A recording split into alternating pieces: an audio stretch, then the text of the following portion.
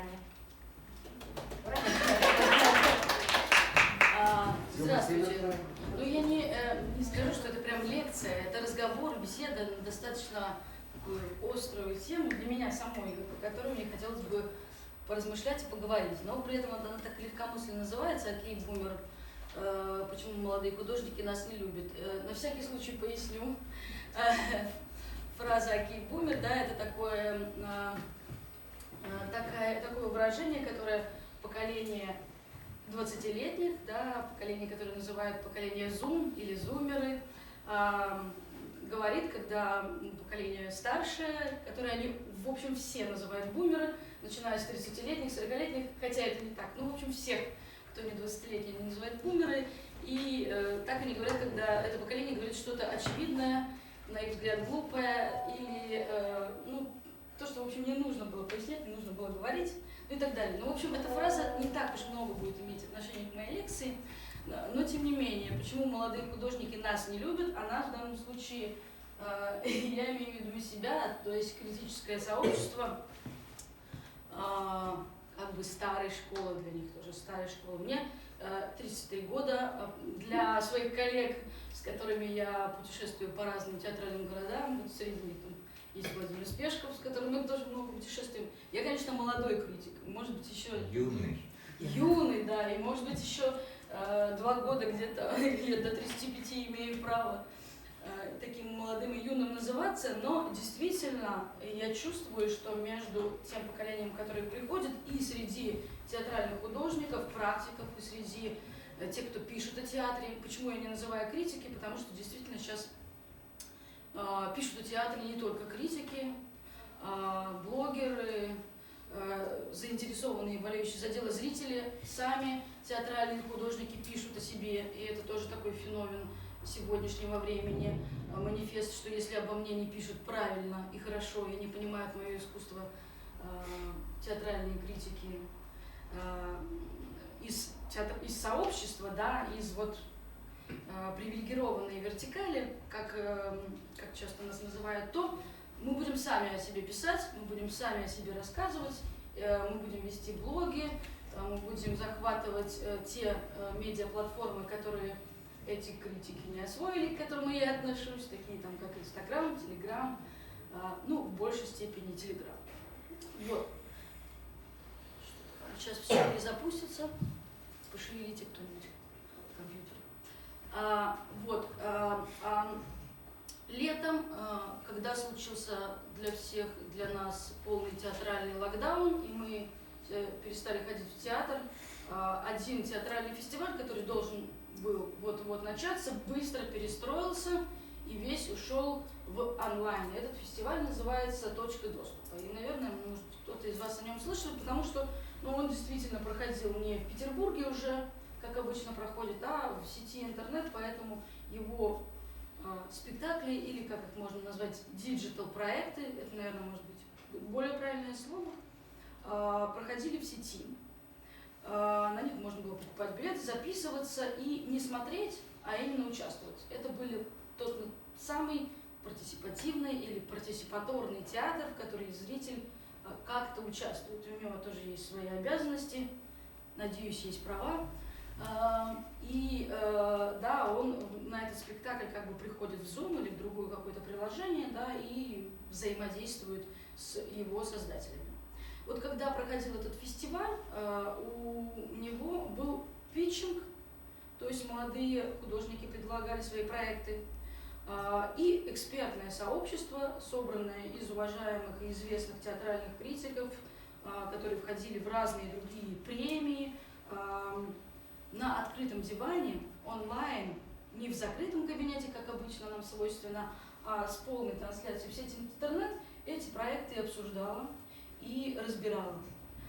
Соответственно, молодое сообщество художников разбирало то, как эти проекты разбирают. И это был такой феномен и такое большое удивление от тех людей, которые сидели в экспертном диване, что вдруг как-то все изменилось, и почему-то теперь и их разбирают тоже. И эта дискуссия, она вызывает гораздо больше читательского интереса, чем, собственно, дискуссия критиков по поводу спектакля. И более того, те, кто читают эти разборы, эту критику, иногда это фельетоны, иногда это просто оскорбительные высказывания в сети, они их собирают, находят, они их складируют таким образом, что все это видели, да, и это превращается в какой-то огромный ком видео реакций, текстовых реакций и еще каких угодно реакций на критику. Это достаточно обидная ситуация. Кто-то просто из критиков сказал, что не буду обращать на это внимание, но, скажем так, более прогрессивная или более открытая часть сообщества вот этого вот экспертного, элитного и привилегированного, как говорят молодые критики дивана, сказали: нет, ну а давайте тогда поговорим, что вам так не нравятся наши экспертные оценки, может мы что-то не понимаем в вашем диджитал-искусстве. Действительно, мы учились в театральных институтах обсуждать не диджитал-искусство, в основном драматический театр, да, который на сцене, который конвенциональный, который по определенным законам устроен. Давайте действительно встретимся в сети. И в рамках на платформе театрального издания, редактором которого я являюсь, который называется «Летающий критик». То есть мы были просто такая дружественная платформа, которая предложила: давайте мы организуем эту встречу, давайте вы все не будете друг друга поливать в сети, а все встретитесь, молодые, старые, среднее поколение, и поговорите о том, что не так с современной театральной критикой, критикой вообще, современными иерархиями и способом оценивания искусства. И вот эта встреча произошла в Зуме в большом количестве. Она длилась 4 часа. И я не верила, что можно и 2 часа разговаривать онлайн, в Зуме, огромным количеством человек, не просто ссориться, а вот о чем-то договариваться. Но действительно там произошли какие-то для меня важные, сказала, миротворческие встречи, и важные были какие-то услышанные тезисы. Но мне интересно было, конечно, услышать ту сторону, потому что для меня тоже удивительно, что вдруг мне молодое сообщество говорит, что я за иерархии, за привилегии, что я не пускаю там в искусство или в пространство творчества тех молодых, которых я не знаю, что я являюсь таким забором или отсеивателем, который мешает, да, пробиться молодым талантам, потому что на самом деле при этом мне не хватает компетенции, я не понимаю многого и не читала много важных книжек, которые написаны уже о сегодняшнем изменившемся мире. При том, что мир меняется способ коммуникации, меняется этика, еще много чего, я согласна. Но действительно очень захотелось услышать, что, собственно, с нами не так. Мы эту дискуссию собрали, и можно запустить следующий слайд. Вот это я просто сюда выписала кусочек к пресс-релизу дискуссии, который писала Кристина Матвиенко, о чем и для чего собрана была эта дискуссия, критики, которая называлась. И можно это вот просто прочитать. Ну, в общем, все, что я сейчас пыталась рассказать, здесь сформулировано более академично и более умно, как умеет критик Кристина Матвиенко. И можно следующий слайд. Вот первый оратор этой дискуссии был, как ни странно, не человек из среды театральных критиков, и тоже человек, достаточно давно занимающийся критикой кино, Мария Кувшинова. Я не знаю, известный ли вам, неизвестный, ну, в общем, достаточно известный критик, тоже достаточно скандальный, тоже включающийся всегда в разные сетевые споры, но для меня все это интересно феноменологически, я никак не оцениваю, не пытаюсь стать ни на ту, ни на другую сторону, но она сформулировала, предложила такой интересный манифест или постулат ангажированной критики.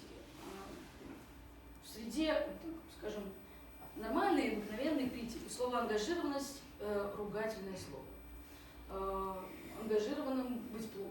В институтах нас учили, что критик должен быть не ангажирован, критик должен быть максимально объективен, разбирать произведение искусства по законам искусства, да, и максимально, да, быть, вот стремиться, понятно, что объективность это все-таки, когда речь идет о художественном произведении, невозможно, но стремиться куда-то вот к объективным оценкам. Мария Кувшинова постулирует, что любое публичное высказывание, в том числе и публичная критика, это всегда политическое высказывание. И, соответственно, любой критик ангажирован чем-либо. Только он может это отрефлексировать и признаться в этом, а может не отрефлексировать и не признаться в этом. То есть, чем ты ангажирован, ты можешь быть ангажирован своим опытом и даже своим обучением в театральном вузе и теми максимумами, в которые тебя вложили в этом театральном учебном заведении. Ты можешь еще быть чем угодно ангажированным. Ты можешь быть ангажированным твоими разными, в том числе этическими, политическими и какими угодно взглядами. Вот ты, например, можешь любить психологический, драматический театр, недолюбливать театр, да, партисипаторный, и это и есть вид твоей ангажированности. Но для нее, как позитивное слово, как слово для нее важное, она ангажирована, например, вот такими вещами, как фем-оптика. Да? И мы тут от слова ангажированность уже переходим к слову оптика, которое тоже активно используют современные критики. То есть предлагается посмотреть на искусство с новыми разными оптиками, не столько театроведческими, не столько искусствоведческими, сколько с разными социальными, этическими, политическими линзами посмотрим на искусство.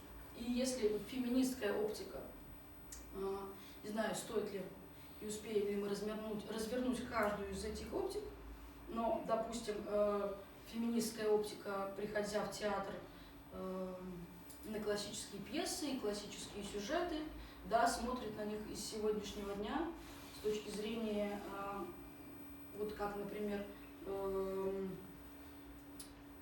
например, какую-нибудь пьесу Островского, «Бесприданницу», или пьесу Шекспира «Укрощение строптивой». Можно ли в сегодняшнем дне ее ставить, не осмысляя по-новому? Да? Можно ли «Укрощение строптивой» ставить всерьез про женщину, которую надо укротить, или мы должны каким-то образом этот сюжет отстранить, каким-то образом его перевернуть, может сделать, как любят феминистские художники, гендер-своп. Знаете, есть такое специфическое упражнение в среде феминистской критики, когда ты меняешь пол персонажей в произведении и смотришь, нет ли здесь гендерной дискриминации женщин. Только как только ты меняешь местами персонажей и кажется, что мужчина в такой роли выглядит смешно и унизительно, то тогда здесь есть дискриминация, и над этим можно думать. То есть вот такие разные приемы феминистской и гендерной критики, они присутствуют. Да? И сама Мария Кувшинова, она, конечно, смотрит с феминистской оптикой. Дальше. Очень симпатичная и близкая мне оптика, постколониальная оптика. У тебя будет лекция? Нет. Скоро. Постколониальная оптика, мне кажется, вот это полезная и, не знаю, важная критика нашего сообщества театрального, к которому я отношусь как петербургский критик, который все время выезжает как бы в регионы и несет оттуда какую-то там тра-ля-ля истину. Понимать, что ты находишься вот в такой колониальной парадигме, которая выстроена у нас в государстве на уровне систем театральных, да, что так уж устроена у нас театральная жизнь, да, в общем, и вся жизнь, что есть метрополии, есть колонии, и человек из метрополии все равно он себя чувствует по-другому, что он приезжает вот посмотреть кого-то, поучить, да, повысить уровень культурный, да, что это не общение на равных, а всегда некая такая вот спустились сверху вниз. Да, и это всегда нужно понимать, это выстроено было давно, это было выстроено еще до Советского Союза. В Советском Союзе это вошло в театральную систему на уровне Союза театральных деятелей, когда приезжали критики. получить маленькие театры, чтобы они стали лучше, ближе к столицам и равнялись на столице. И это равнение на столице вписано в нашу театральную жизнь, к сожалению. Но это вписано и в театральные и художественные практики. Вот сейчас это уходит, но еще десятилетия назад очень моден был такой жанр, как городской вербатинг, когда приезжали тоже художники из столиц, режиссеры, драматурги, в какой-нибудь маленький город, быстро общались с жителями, собирали документальную пьесу и показывали людям города, как вот они их смешно, странно и нелепо увидели. И из сегодняшнего дня это уже кажется стыдное. Вот на самом деле время так немножко прошло, но уже изменилось, и немножко это уже кажется стыдная технология. И те люди, как, например, Елена Ковальская, которые ее внедряли, сами говорят о том, что из сегодняшнего дня кажется, что это ужасно, что так нельзя, конечно, было поступать и делать вербатимы, которые подчеркивали какие-то особенности языка этой местности и, в общем, достаточно высмеивались, которые как бы все равно смотрели на людей очень быстро, внедрялись в этот город там за 2 недели, делали этот спектакль о городе, вот вам, друзья, и уезжали. Да, что это так не делается, что социальные проекты, что работа с городами так не делается, что сядь посиди, что ты должен быть частью этого сообщества, членом этого сообщества, чтобы делать такие проекты. И эта идея, эти мысли мне очень близки, да? Так же, как понимание вообще и знание о России как империи, и о себя как куска империи, который, в общем, должен все время об этом говорить и рефлексировать, и пытаться не быть в такой колониальной позиции, а наоборот быть на равных с тем художником, с которым ты разговариваешь, и с тем городом, с тем местом, не находиться в постоянном его оценивании с позиции он там не такой, как Москва, не такой, как Петербург, не такой, как Казань, да, когда ты приезжаешь в какие-то маленькие города, театральные, веселые. То есть для меня это важна эта постколониальная оптика, но она действительно важна и в спектаклях, да, она важна и именно в самих произведениях искусства. Да. Уже сейчас действительно смотришь, как в пьесах, там, например, пьеса «Горка», хорошая пьеса Житковского, очень я ее люблю, но меня режет, что там изображена воспитательница детского сада, какой-то такой вот гипертрофированный, ужасный персонаж татарской национальности. Я думаю, что же это такое, вот как это можно? Когда у меня появилась эта оптика, когда об этом стали действительно говорить много, что так уже нельзя, что это странно, таким образом как бы писать пьесы, что это стыдно, но при этом на многих театральных площадках, когда ставят эту пьесу, действительно появляется какой-то карикатурный персонаж, какой-то демонизированный, и это меня смущает, и об этом нужно говорить. Да? И вот постколониальная оптика – это такой как бы пример, что ты, конечно, можешь ее снять в какой-то момент, но хорошо бы она была с тобой все время. Что касается феминистской оптики, да, и постколониальной, иногда ты понимаешь, что ты приезжаешь в какой-то регион, там есть свой уклад. Например, я уезжаю в Кавказские регионы, я немножко снимаю феминистскую оптику. Здесь она мне нужна в меньшей степени, потому что здесь мне нужна больше постколониальная оптика. И мои законы, мой культурный уклад, да, мои какие-то понимания, да, об отношениях мужчин и женщин, об отношениях вообще в обществе и о многих еще вещах, отношение к религии, еще к чему угодно, я должна оставить как-то при себе, заниматься другими вещами. Да? Что касается, вот последнее я написала, квир-оптика, да, это тоже вообще опасная тема в российском еще театре, но тем не менее в понятие квир входит вообще огромное количество разной, уже можно сказать, научной теории, в том числе и гендерная теория, в том числе, что есть у человека пол, а есть гендер. И гендер – это близкое театру понятие, то есть оно перформативное, то есть в одном человеке может быть что-то женское, женственное и мужское, и об этом не стыдно и не страшно говорить. и не страшно говорить актеру, что он на сцене воплощает персонажа, в котором есть феминные черты, а есть мускулинные черты, и это артисту тоже не должно быть страшно, и это не должно его уязвлять, да, то есть это такой уже разговор на том языке, что гендер это нечто, что мы, нечто социальное, да, и в одном социуме мы можем спокойно себя вести, чуть более нетрадиционно, да, то есть как бы, мужчина может быть более женственным, женщина более мужественным, а в другом каком-то сообществе, в которое ты приезжаешь, гендеры очень жесткие, потому что общество в этом смысле тоже очень жесткое. И это ты в спектакле, в театре, ты тоже всегда замечаешь, потому что режиссеры, особенно если это талантливые режиссеры, они, конечно, отражают, да, как общество разговаривает на эти темы. И в том числе квир-оптика, она пересматривает разные традиционные кино, театр, и видит в нем то, что не видят, собственно, критики разных других оптик, в том числе действительно видят, насколько феминные там были эпохи Ивана Грозного, и как мужчины, мужской костюм там, эпохи Людовика XIV тоже были плавающие с точки зрения гендерной теории и так далее. То есть вот эти новые оптики, старая критика, конечно, почти не использует, использует мало, не любит их, боится, ругается на них, отгораживается от них. И это вот был один такой большой тезис и такая тема, которую обсуждали, наверное, первый час этой дискуссии, и все к ней подключились. Я услышала, вам рассказываю. Можно следующий слайд.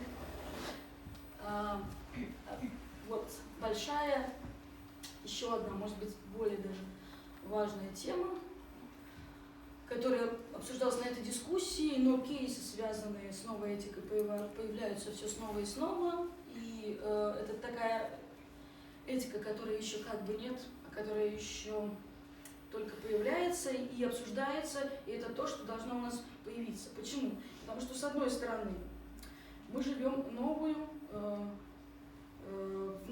эру исчезновения приватности, да?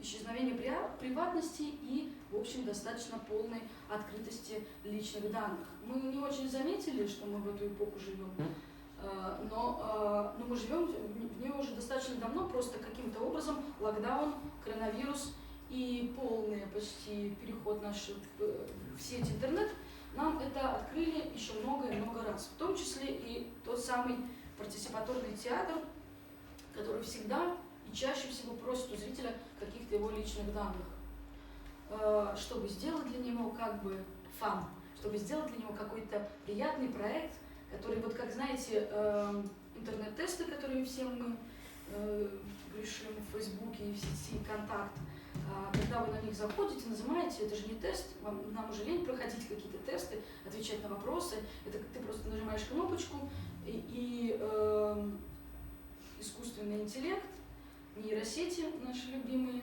собирают быстро с твоей страницы за секунду информацию, из которой они как бы делают какой-то вывод. Но на самом деле, когда ты нажимаешь эту кнопочку, там еще всплывают мелкие буковки о том, что ты разрешаешь всю свою личную информацию со своей страницы взять этим людям вот ради счастья получить неизвестное что, картинку какого-нибудь котика, который на тебя похож, или себя в прошлой жизни, в будущем, артиста, который ты вылитый ты. Но ты каждый день, или не знаю, или раз в месяц, или может быть раз в год, незаметно для себя подписываешь согласие, информированное согласие о том, что нате, заберите, все не мое.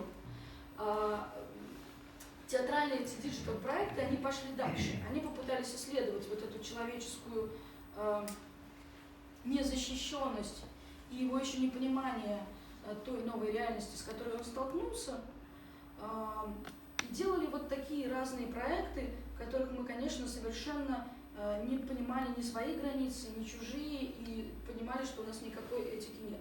Например, был проект, на котором собиралось некоторое количество зрителей в Zoom, и методом, не знаю, барабана, что называется, рандомно, то есть случайно выбирался один из этих зрителей, которому давали доступ, полный доступ к компьютеру перформера.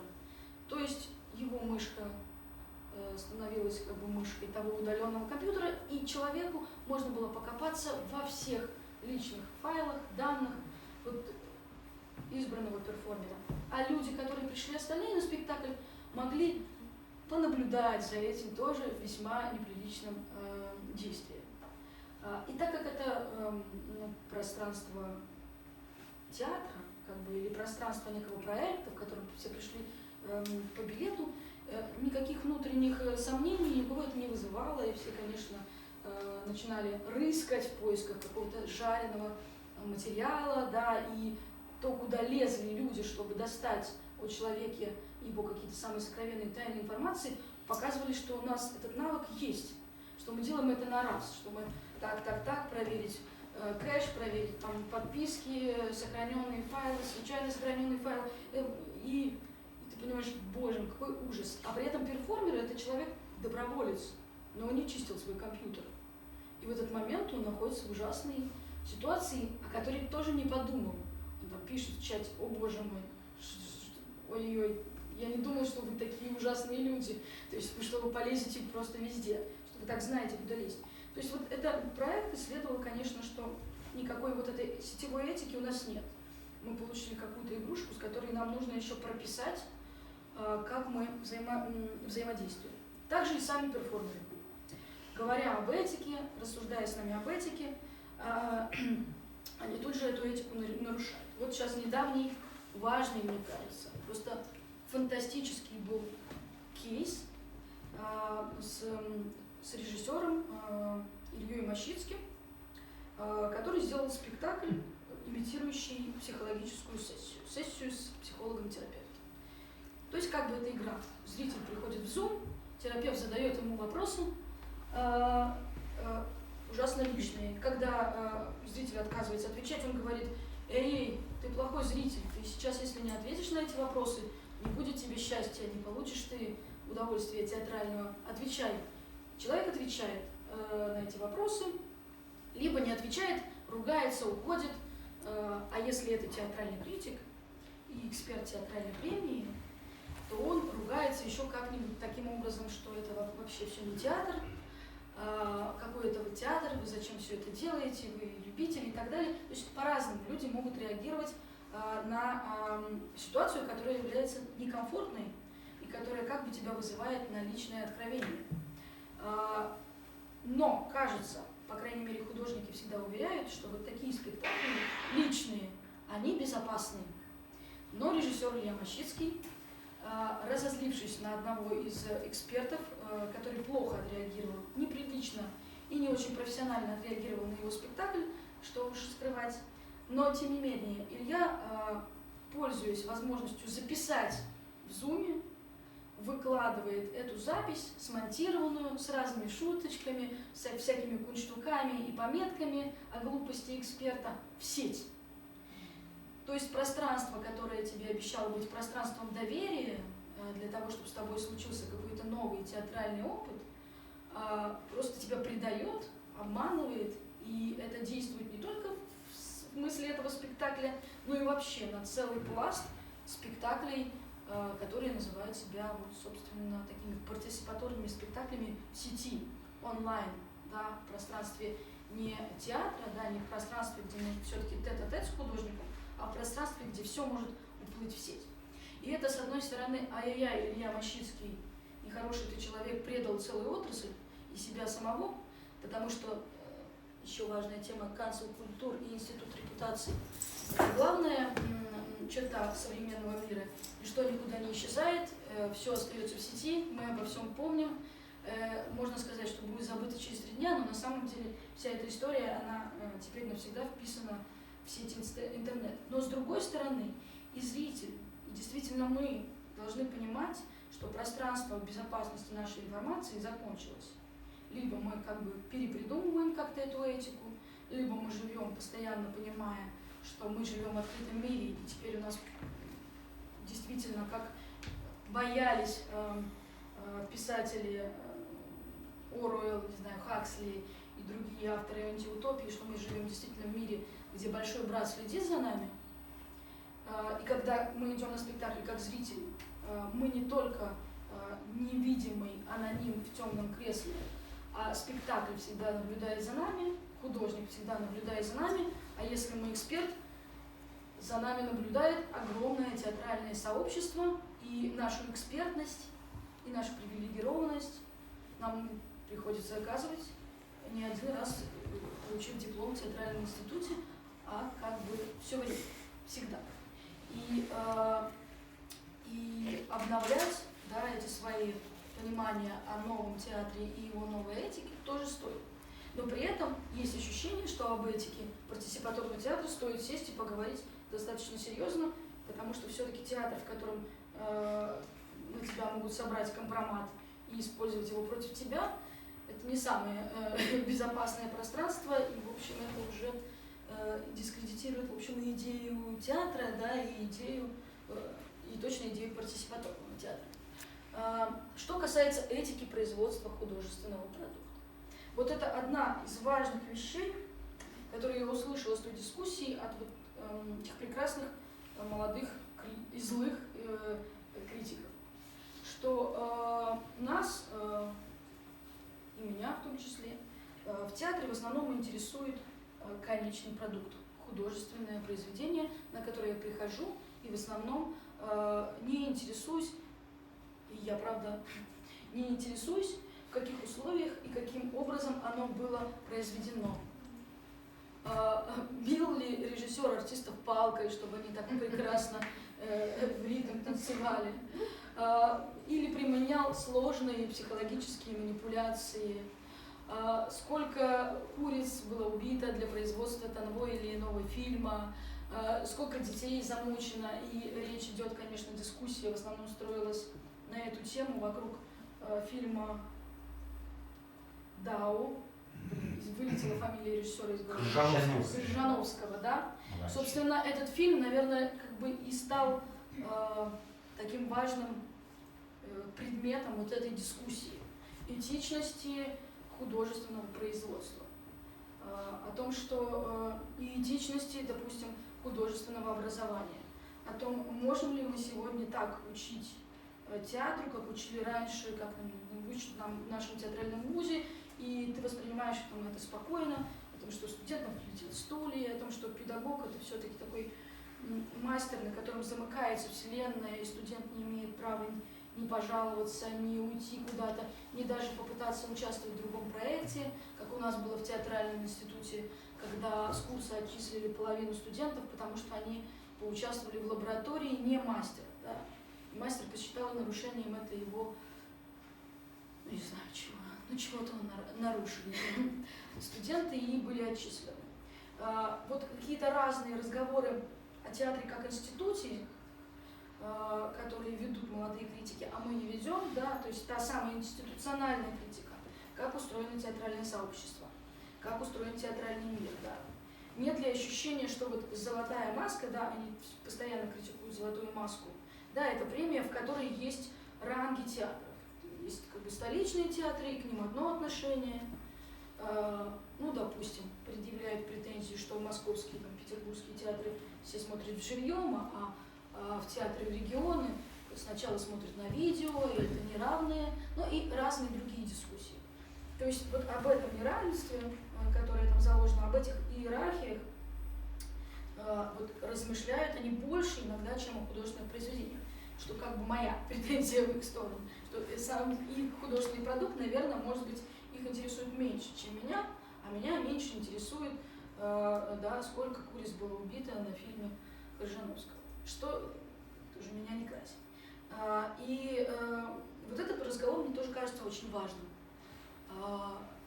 потому что действительно в последнее время я начинаю прислушиваться к тому, и не знаю, прислушиваться даже к атмосфере в театре, пытаешься понять, да, этот спектакль был создан как некое сотворчество единиц творческих, актеров, режиссера, или это было да, такой приезд, который, ну, не знаю, методами силовыми, психологического давления, просто человек создает тот продукт, который ему нужен, но это не рост для театра, не рост для труппы, не адресовано зрителю, который живет в этом городе, это такое вот чистое выражение одного тоталитарного художника, да, вертикального художника. И как раз в сфере этих разговоров идут разговоры о другом способе, что, на мой взгляд, все-таки сегодня, по крайней мере, утопия, но тем не менее это тоже дискуссия, мне кажется, очень важна, о горизонтальном способе создания творческого продукта. Да, когда нет главного режиссера, чуть менее главного художника, совсем не главных артистов и уж совсем там не главных служб пиара и продюсирования, да, как бы обслуживания. А что это некая единая команда, как, например, работает команда театра взаимных действий. Если, не знаю, тоже, может быть, слышали, не слышали, но посмотрите в интернете. Театр взаимных действий. Это команда без режиссера. Там несколько художников, продюсер, драматург, которые пытаются, во что я тоже не очень сильно верю, но пытаются работать горизонтально. Ну, то есть я просто знаю эту команду и понимаю, что у них есть один все-таки важный лидер, художник Ксения Перетрухина. И в этом я выражаю некий свой скепсис, но это мой скепсис. Команда позиционирует себя как горизонтальная команда, которая вместе придумывает спектакль, вместе его воплощает, вместе отвечает за все. И это их спектакли – это итог коллективного творчества, где нет принуждения и где нет старых иерархий. Такие, конечно, попытки они делают не первые, это все-таки там были европейские разные команды, на которые они равняются. Там Римини Протокол, Шиши Поп, есть такие театры, которые вот работают таким способом и достаточно популярны. Ну, собственно, про этику эксперта я уже сказала, да, что действительно большая претензия, особенно после истории с Ильей Мощицким, при том, что Илья Мощицкий неправильно поступил, но все слышали на этой записи, которую он выложил, как вел себя театральный эксперт, как он разговаривал с художником, как он говорил, что он вообще-то тут эксперт, и не надо мне тут, давайте сдайте мне экзамен, расскажите, что такое театр, ответьте на вопросы. И при этом, когда артист, который с ним разговаривал, сказал, ну мы вот такой театр, как, например, делает Ян Фабр же тоже не делает классического драматического театра. Критик сказал, кто такой Ян Фабр? Ничего не знаю. Ну не так, но приблизительно так. И то есть оказалось, что критик, в общем, не имеет достаточных компетенций, чтобы оценивать то искусство, к которому относят себя художники. И тут есть тоже некие вопросы и к критическим компетенциям, которые относятся в сегодняшний быстрый век, надо постоянно наращивать. И новые театральные теории, которые появляются, они расширительные. Да? Если старые теоретические книги о театре, они не сказать, что были расширительные, а наоборот. Теория театра, которая определяет, что такое театр, написанная Эриком Бентли, да, она выводит формулу, за границами которой оказывается очень много разного, что мы сегодня называем театром. Сегодня же театром можно назвать практически все, что делает театральный художник. Да? Это действительно расширительное понятие. Но я не вижу в этом ничего плохого. Есть такой прекрасный политолог Екатерина Шульман, а так как она политолог, она говорит, что все, про что она думает и с чем разбирается, это все политология. Все и изящно, и талантливо это доказывает. А все, что действительно попадает в объектив человека, который считает себя театральным художником, действительно он рассматривает это в законах театра как нечто перформативное, как нечто связанное с актером, зрителем, публикой, ее ролью, своей ролью как художника, и это называется театр. С этим многие спорят из старых критиков. Да? На этом много войны происходит. Но при этом действительно огромное количество театральных книг, сегодня выходящих, они расширяют понятие театра, и не знать о них, и не иметь в виду, что есть и такое мнение, что есть и такая театральная теория, но тоже выразить некую некомпетенцию свою. Так, можно еще следующий слайд? Ну вот, собственно, иерархии и привилегии. Вот такое понятие хозяева дискурса. Считается, что эпоха всеобщей прозрачности, интернет-прозрачности и всеобщей доступности интернета и доступности к медиа. Да, раньше медиа это действительно было, не у всех было медиа, а теперь у всех есть медиа.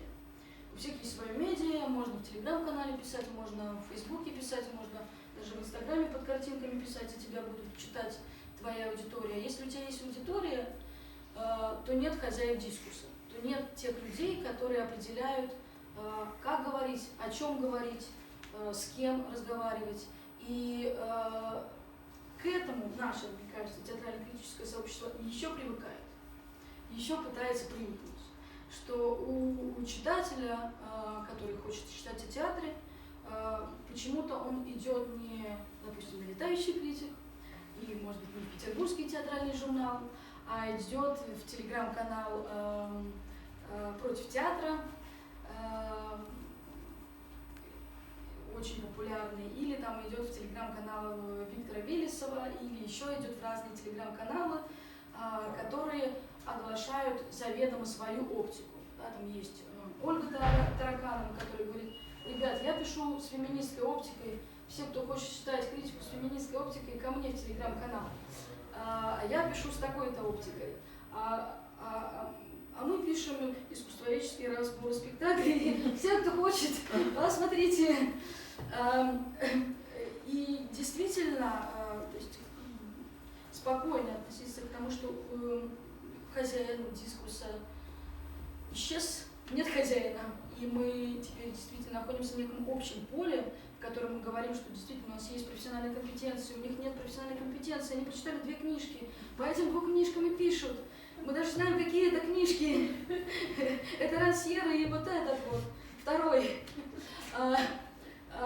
Но, тем не менее, да, что-то такое они пишут, свою институциональную критику, феминистскую критику, постколониальную критику, что, мне кажется, супер важно, а мы нет. Да, а мы пишем, а мы исследуем художественный продукт, и это некое общее поле. И это поле для дискуссий, а не для войны, как мне кажется. Но при этом, в чем просят нас признаться все время сообщество блогеров и современных художников, в том, что у нас есть привилегии, которые нет у них. И многих потом спрашивали о том, считаете ли вы себя привилегированным сообществом, и все говорили: да нет, я шел просто через муки к этой профессии, я добивался всего своим трудом и усердием в библиотеке ночами, перечитывал там, не знаю, тома и бесконечно конспектировал, и тогда я достигну тех самых знаний и тех самых умений, чтобы анализировать спектакль, и я не должен доказывать свое экспертное мнение, потому что я уже эксперт, и никаких привилегий у меня нет, это все мой ум, талант и врожденные способности, переданные родителями. Но, тем не менее, если всерьез отрефлексировать, то, конечно, определенно некоторые привилегии, в том числе как университетское образование и включенность в эту университетскую среду, включенность в театральную среду, столичная, ну, в моем случае петербургская прописка, они являются привилегиями. И даже для театров, ну что скрывать, являются привилегиями столичные петербургские прописки. И чем более крупный, и чем более звездный город, чем больше у него ресурсов, конечно, это является твоими привилегиями. Говорить, что их нет, странно. Явно ты не на равных находишься с человеком, который там родился в маленьком сибирском городе и пытается театрально и творчески развиваться и создать себе театральный контекст. Ну, явно не на равных находишься. Приезжать к нему и рассказывать, что он плохо что-то делает и неправильно что-то делает, и вообще не понимает, в каком он веке живет, и что-то в прошлом у ребят застряли. Но это не понимание своей привилегированной позиции, с одной стороны. С другой стороны, государственные театры привилегированные независимых, даже с точки зрения театральных премий. Вот, например, у государственного театра есть репертуар, который он спокойно может поставить и пригласить критиков, чтобы он их посмотрел в спектакле и отобрал на какой-нибудь важный конкурс.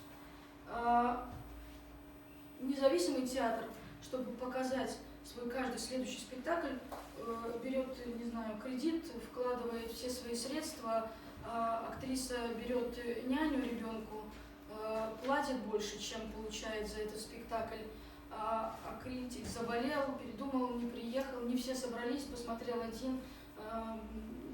В следующий раз приедем, и что, спектакль не последний. Привилегированное положение, привилегированное. То есть отрефлексировать свои привилегии, мне кажется, что действительно необходимо и признать эти привилегии, и понять, что на самом деле не все находятся в одинаковом состоянии, когда ты оцениваешь эти спектакли, когда ты выражаешь свое экспертное мнение, когда ты делаешь вид, что все, чего ты достиг, и то место, на котором ты находишься, все это твои заслуги и больше ничего. Вот это те важные темы, да, и те, как бы это сказать, претензии, да, тот разговор после достаточно, который был проведен и который, мне кажется, важный, потому что действительно мир как-то меняется, этика меняется, мы стали чувствительны к разным вещам, к которым были нечувствительны, нам кажется, уже нехорошими вещи, которые мы делали раньше, и то, как мы раньше приезжали и смотрели на все в разных городах, и можно это отрефлексировать и признать, и пойти дальше, уже взяв ту критику, не отбросив свой искусствоведческий взгляд и на художественное произведение, но стараться смотреть и немножечко шире. Вот, я думаю, что я все закончила.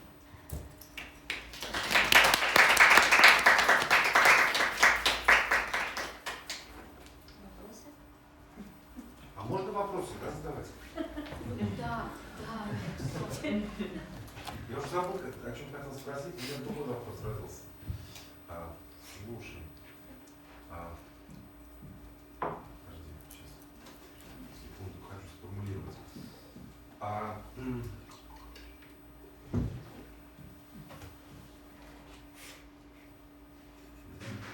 Я хотел, по-моему, очень содержательная лекция, прям я с большим интересом слушал.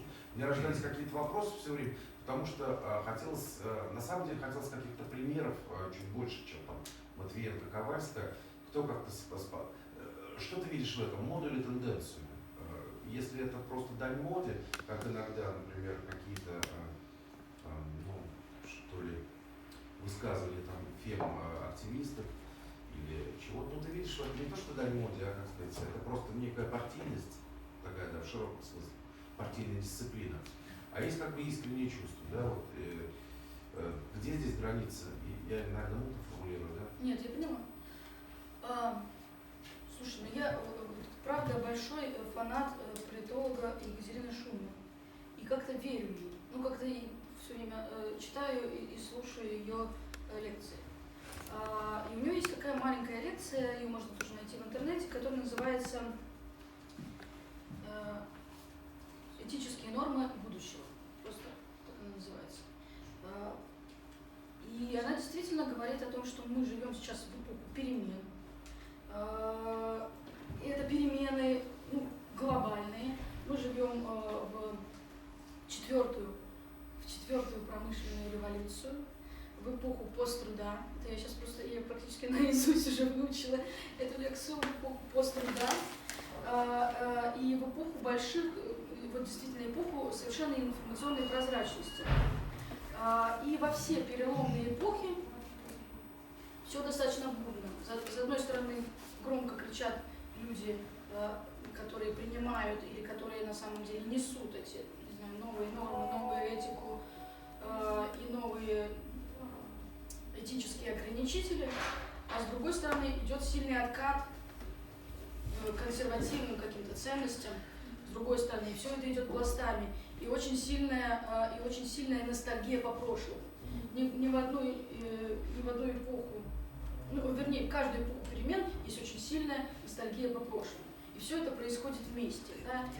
И при этом у нас такое информационное пространство, что человек любых взглядов, хоть очень патриархальных или совсем каких-то архаичных, не националистических, каких угодно радикальных, он имеет, допустим, свою такую информационную ячейку, в которой он может жить достаточно комфортно и за пределы ее совершенно не выходить.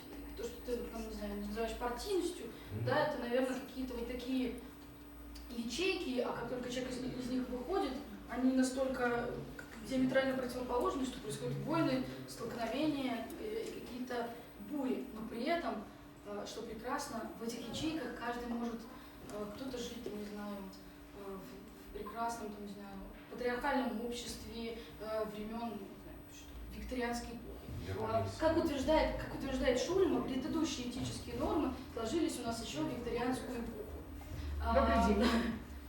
А сейчас, собственно, нам как-то уже малы нормы этической викторианской эпохи, ну как-то уже и платья эти мы не носим, и кринолины, а новые, они как бы формулируются сейчас.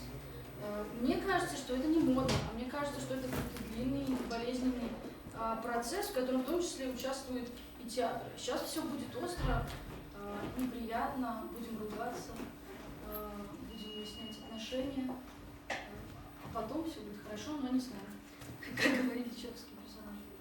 Нет, смотри, я знаю, что еще имею в виду. Вот смотри, параллельно с развитием новой оптики, всеми этими активистскими прекрасными милыми вещами, я лично вижу просто какой-то совершенно противоположный дискурс. Вот меня очень часто включают там всякие группы в Фейсбуке тюркских народов, там просто совершенно группы там тюркских культур, искусства тюркских народов, еще что-то. И там как бы большинство участников какие-то дикие люди с такими очень архаичными представлениями вообще обо всем, где как бы для них, ну просто вот они там пишут о Юрии Дуде, например, Юрий Дудь, он там пропагандирует гомосексуализм, просто потому что он, ну, как бы не призывает распинать за нетрадиционные какие-то отношения. И вот если, ну, условно говоря, некий полюс, там, об одном полюсе говоришь, на нем, да, находится там Катя Шульман, а я говорю о полюсе, на котором находится Рамзан Кадыров и Нурмугамед, какой там борец? Хамид. Да, я тому говорю, что и все это вместе, и все это как бы... Ты считаешь, что это не взорвется, это не, понимаешь, это вот викторианская эпоха, ты говоришь, все-таки викторианская эпоха, она была для всех примерно одинакова. Для всех стран, ну, для некого условного европейского мира, для некого условно другая этика была. Нет, наоборот, вот в викторианскую эпоху Рамзан Кадыров мог спокойно жить в Чечне, а я в Петербурге не знать о нем ничего, потому что не было вот этой информационной прозрачности. Сейчас кажется, вот мы живем, сейчас кажется, что больше всего насилия в нашу эпоху, больше всего войн в нашу эпоху, болеют в 100 раз больше в нашу эпоху. Да нет, а статистика показывает, что снижается насилие, снижается смертность человеческая в нашу эпоху. Так мало никогда в жизни мы не воевали, как в нашу эпоху. Но народу просто очень много стало, так много на земле людей не живут. А жизнь продлилась, как в нашу эпоху. И жизнь продлилась, и молодость.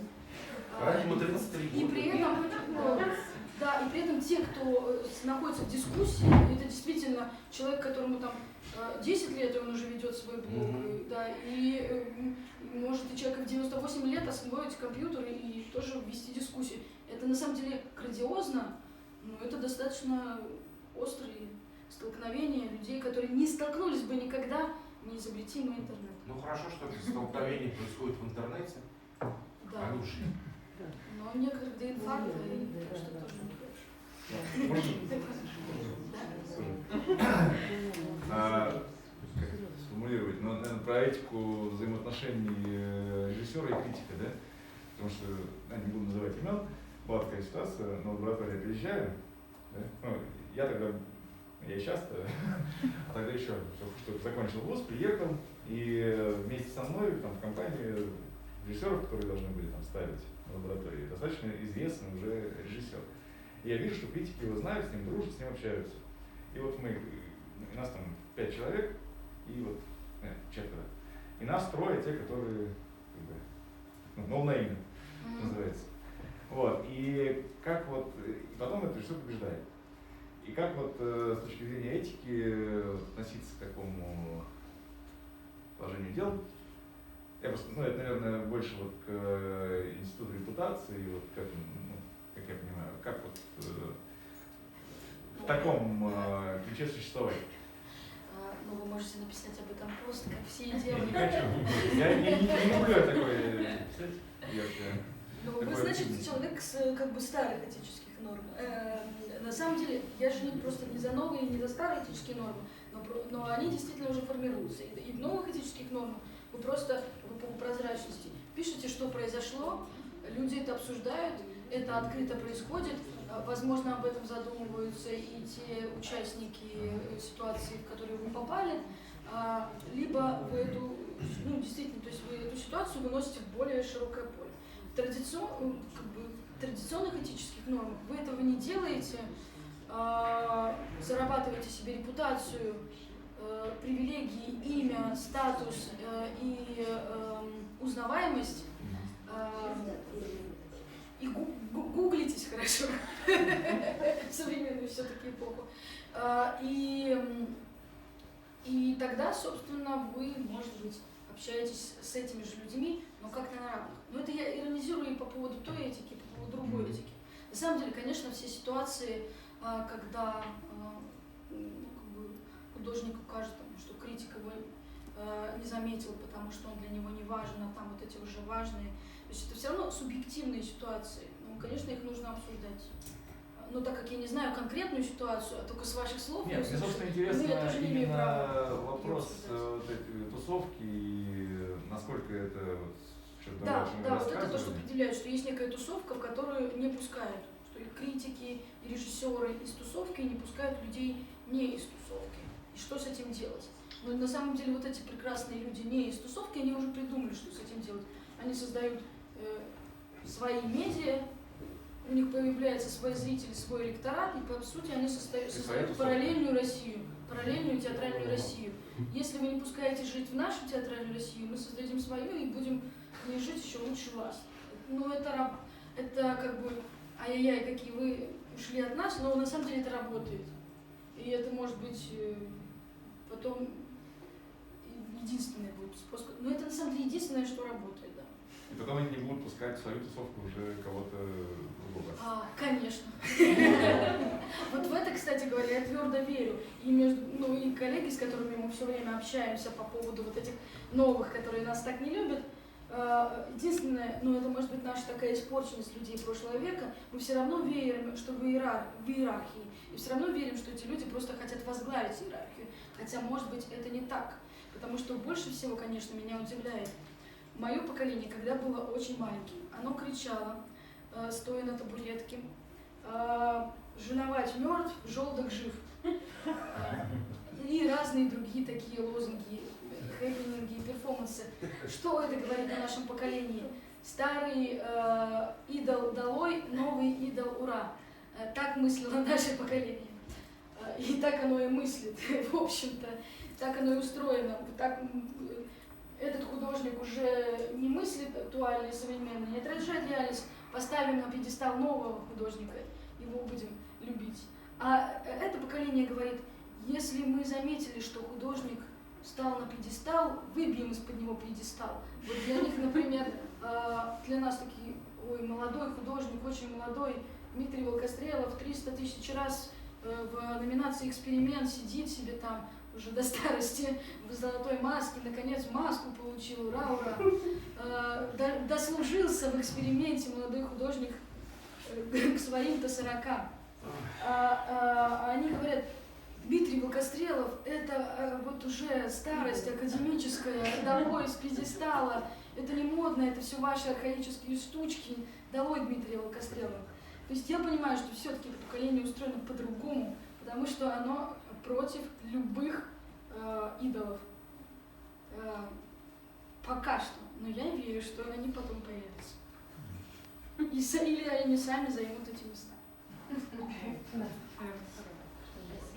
Ну что, я думаю, там сейчас